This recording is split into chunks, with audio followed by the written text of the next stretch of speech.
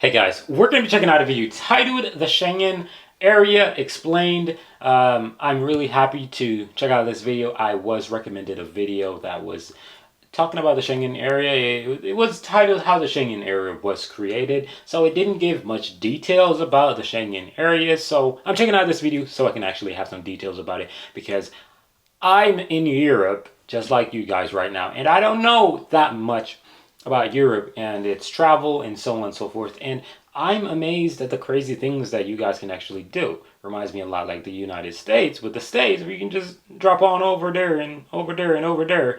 You know, nothing too crazy. So if you have any recommendations, click that link in the pinned comment section. You can recommend videos and I'll check them out as soon as possible. Without further ado, guys, let's check out this video. Thank you for watching as usual. And without further ado, let's go into this video.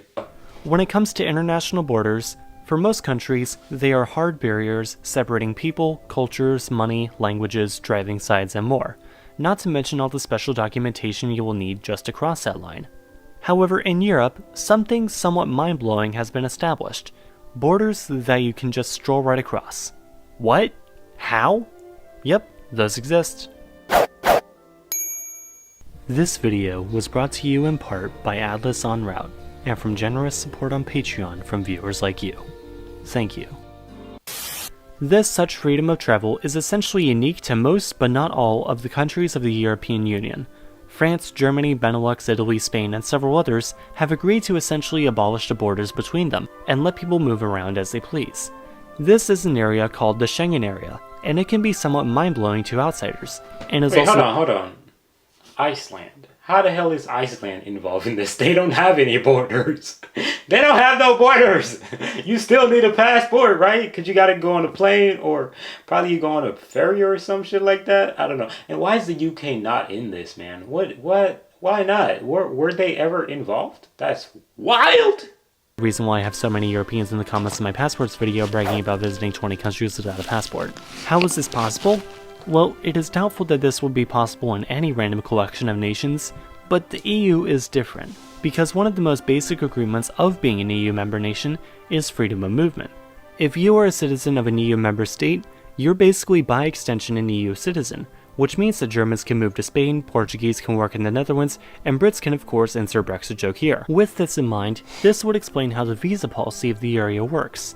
Since people, including visiting foreigners, can freely move into any country they want to, no Schengen area country has their own visa policy. Instead, the countries of the Schengen area all have to agree on one single collective visa policy. Thus, the Schengen area may seem to resemble one single country on visa policy maps. As for these intents and purposes, it kind of sort of is. After all, crossing from Spain into France is logistically just like crossing from Oregon into California. Of course, now's the time for me to clarify the at least hopefully obvious, which is that, yes, you do still need a passport to get into or out of the Schengen area. So if you fly from London to Berlin, you will still be stopped and questioned by immigration personnel, and if they see you fit to enter, they will give you their local version of the Schengen stamp, assuming you're from one of the countries in green. The Schengen area consists of 22 of the 28 member states of the EU, the exceptions being the UK and Ireland, who have a permanent opt-out as they argue that islands are different, and Croatia, Romania, Bulgaria, and Cyprus, as they basically just haven't gotten around to it yet. However, there are actually 26 nations participating in Schengen, as 4 non-EU nations, Iceland, Norway, Switzerland, and Liechtenstein, have also decided to hop on, as well as Monaco, San Marino, and Vatican City, who aren't formally part of this agreement, but at the same time, come on. Somewhat interestingly though, Croatia, Romania, Bulgaria, and Cyprus, despite not currently being in the Schengen area, are obliged to follow the same visa policy for foreign nationals as the other states, as they don't have opt-outs and are of course obligated to join sometime in the future. It should be noted, however, that while Norway, Iceland, and Liechtenstein are part of the European Economic Area, and thus their citizens can live and work in the EU and vice versa, this is not the same with Switzerland. That's wild though, like, this is similar to the US, obviously, right? But for crying out loud, a state is not a country. It is similar. You can compare them, you can do all the bullshit you want to do. It's not the same. One's a country, one's a state. One is literally called a country, one's literally called a state. And states are under a country. So it's not the same. We can just get that out of the way. It ain't the same. So what makes this really cool is that he has repeated it so many times. You can actually live in a different country if you are a EU citizen. That is wicked. That is amazing. Like, imagine I'm German and I'm like, I'm tired of this Deutschland shit, man. I want to Espanol. And I just moved to Spain. And that's it. We locked in. We Spain now. That's crazy. That's totally crazy. In the microstates. Thus, non-Swiss can visit but not live in Switzerland. Switzerland, Norway, and Iceland are also not part of the European Customs Union, which means that, crossing the German-Swiss border, you won't be stopped for immigration purposes, but you will likely have to declare any regulated goods. Weirdly, this is actually the reverse with some non-Schengen states, notably the UK and Turkey. Remember, customs and immigration are different things. Immigration is where you get your passport stamped, and customs is where you declare goods. For a good rule of thumb, immigration is for people, and customs is for what the people are bringing with them. Also, perhaps it should be noted that Andorra does not participate in Schengen despite its small size.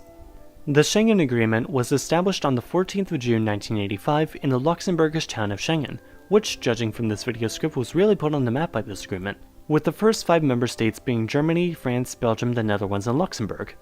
This bloc has since grown, now encompassing a population of 400 million people, and of those 400 million people, roughly 1.7 million cross an international border every day. 400 million people? Wait, what?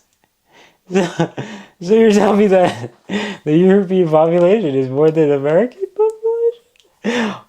Wait, hold on, what? So hold on, so the European population as a continent is way more than the American population. That's crazy. Hold on. European population size.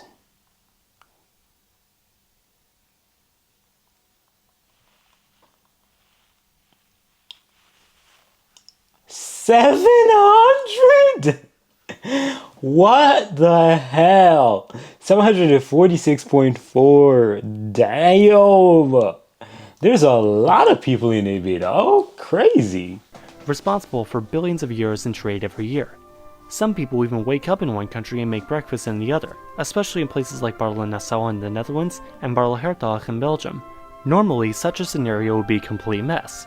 But in the Schengen area, things like these are kind of perfectly fine. Which is nice because this area is also a pretty cool place to go to as a border-obsessed tourist. However, there is still some regulation within the Schengen area. While there will never be border checks for someone taking a train from Stettin to Berlin or their following flight to Madrid, police can still ask them for identification at different points. Member nations are also allowed to reintroduce border checks temporarily along certain sections of their borders with other Schengen states, provided it's for an emergency. Currently, Austria, Denmark, Germany, Norway, and Sweden have temporarily reintroduced border checks in response to the European migrant crisis, and France due to persistent terror threats. However, not all of these have been due to an emergency, as Malta has done this in 2010 when Pope Benedict XVI came for a visit, and in 2015 for the Commonwealth Heads of Government meeting. And Estonia has also done so in 2014 when US President Barack Obama visited. Weirdly, some Schengen states actually have territories outside the Schengen area. The Danish possessions of the Faroe Islands and Greenland, as well as Norway's visa-free Svalbard, and all of France's overseas territories are all exceptions to this rule. Though this doesn't mean you necessarily have to get your passport stamped when you fly from, say, Paris to Guadeloupe. However, these far-flung territories might not accept visas for their mainland counterparts, so always be sure to check the visa requirements before traveling. Granted, that's kind of good advice for anywhere, especially with bringing your passport. I realize that the previous point about external territories sometimes not requiring passport checks was a bit vague, but that's because it varies a lot. So when in doubt, just bring your passport anyway. So yeah, that's basically one of you gotta bring your passport, like, no matter what. Like, I would not advise you to not take your passport if you're traveling. If you're inside of that specific country, obviously your passport is very much accessible, just one tap away or a phone call or a drive away. But if you're, trying to go to a different country, I'd advise you to bring your passport. Like, how are they gonna identify you? Like, nah. But yeah, pretty good thing that you guys got going on here, man. Like, it's a shame that the UK is not in it, because like the UK is such a, big guy in Europe, I guess. But it's a shame. It's a shame. But it is what it is. It is what it is. Got plenty of countries you can go to. The Germans can go to Spain or wherever they want to go to any time of the day. So it is what it is, but sounds like a really amazing thing. And I'm happy that I'm actually able to experience this because I actually am. Like, that's pretty cool. Haven't experienced it before, but I hope to do that one day when I have a little bit of cash where I can actually travel, because travel is not cheap to me because I ain't rich. Anyways, thank you guys for watching this video. I'm out of here. Peace.